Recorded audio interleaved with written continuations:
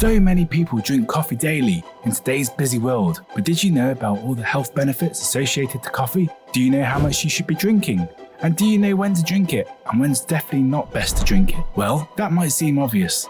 There's a lot more research going into this with interesting results, so please be sure to keep listening and find out what they are. Let's start with the health benefits. I've got a quick list of 9 here, but I'm sure there are more. Number 1. Reduces the risk of type 2 diabetes. Coffee drinkers have a 30% lower risk of developing type 2 diabetes than non-coffee drinkers. This is thought to be due to the caffeine and antioxidants in coffee, which help to regulate blood sugar levels. Secondly, it may protect against Parkinson's disease. Coffee drinkers have a 65% lower risk of developing Parkinson's disease than non-coffee drinkers. Well, this is thought to be due again to the antioxidants in coffee. That's going to come up a lot, you'll notice, which help to protect nerve cells from damage. Thirdly, may improve cognitive function. Coffee drinkers have a slower decline in cognitive function. This is thought to be due to the high caffeine, which helps protect the brain from damage. This then leads to number 4. It may reduce the risk of Alzheimer's disease. Moving on to number 5, it boosts your mood. Coffee can improve your mood and reduce the risk of depression. The caffeine in coffee can help increase alertness and improve cognitive function, which can lead to a better mood. Next, it helps you lose weight. Coffee can boost your metabolism and help you burn more calories. The caffeine in coffee can also help to suppress your appetite, which can lead to weight loss. This is why it's great to have it in the morning if you're on a fast. That's why black coffee is best. Adding milk adds calories, so this will break your fasting. Number 7, protects your liver. Coffee drinkers have a lower risk of developing liver disease. The antioxidants in coffee help protect the liver from damage. Next up, and maybe most important, is that it protects against certain types of cancer. Coffee drinkers have lower risk of developing certain types of cancer, such as colon cancer, liver cancer, and prostate cancer. Again, it's those antioxidants in coffee that help protect cells from damage. Finally, it may help you live longer. Coffee drinkers have a slightly longer life expectancy than non-coffee drinkers. This is thought to be due to the many health benefits of coffee, such as its ability to reduce the risk of chronic diseases, as mentioned before. Well, how much should you be drinking? Coffee contains caffeine, which is a drug. This drug has its health advantages, but also comes with downsides, which increase depending on the quantity of caffeine you ingest. It's important to note that the amount of caffeine that is safe to drink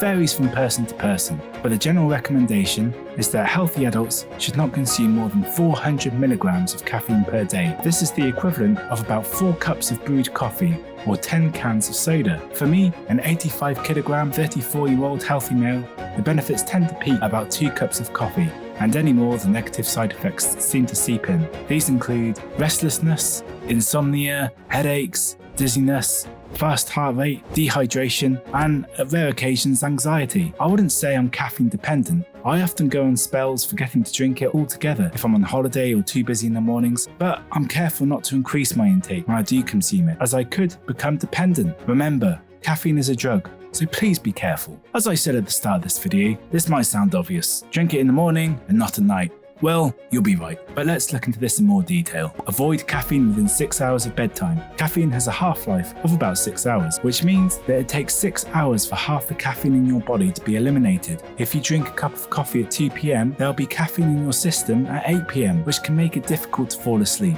The average person can metabolize 200 milligrams of caffeine per hour. This means that if you drink a cup of coffee that contains 200 milligrams of caffeine, it takes about 3 hours for the caffeine to be completely eliminated in your body. 200 milligrams of caffeine is about a good sized mug of coffee. Try not to consume caffeine for about 2 hours after waking up. This is because your body releases cortisol, a stress hormone. In the morning, cortisol helps you wake up and give you energy. However, if you drink caffeine too soon after waking up, the caffeine can interfere with the effects of cortisol. This can lead to feeling jittery and anxious, and it can also make it more difficult to fall asleep later in the day. I use a cafetiere flask that keeps the water hot while the coffee is brewing. This video isn't sponsored, but you'll see the link to the one I use in the description below. I use 2 10-gram scoops of ground coffee, again the link below for the one I use, which works out to be about 200 milligrams of caffeine. I wake up at 6 a.m. most mornings, so I start the brewing at 7 a.m. I let this brew for an hour or so before the grand plunge. That's 2 hours after waking up, and that's all I need. I don't add any milk as to not break my fast. Thanks for watching.